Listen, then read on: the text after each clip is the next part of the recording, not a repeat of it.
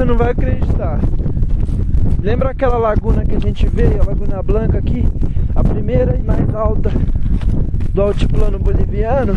Tá congelada! Dá um ligo como é que ela tá. Totalmente gelada, totalmente congelada. O cara falou assim, que quando ela não tá congelada, ela se chama Laguna Blanca por causa dos minerais que tem aí. Que aí você mistura com ácido sulfúrico e aí usa pra fazer porcelana.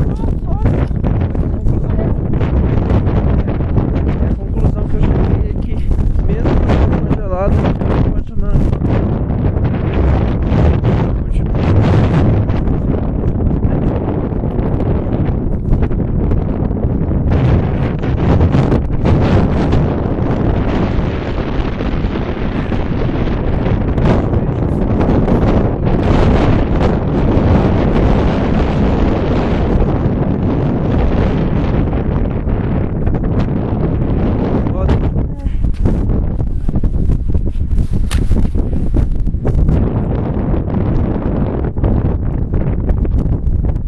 vai tirar foto.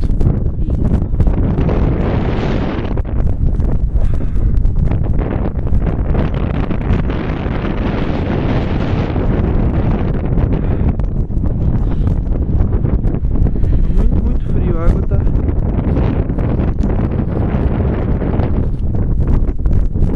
Os animais devem estar sofrendo pra beber água.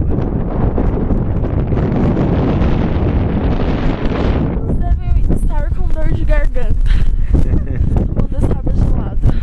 É, contaminada essa água.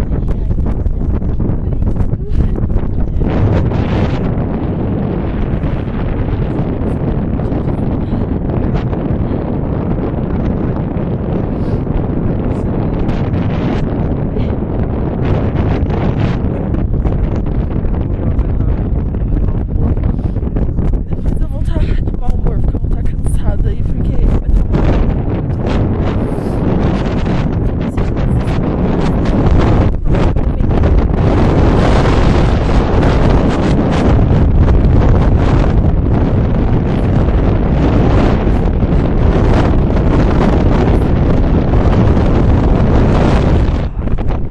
A gente vai andar pela água.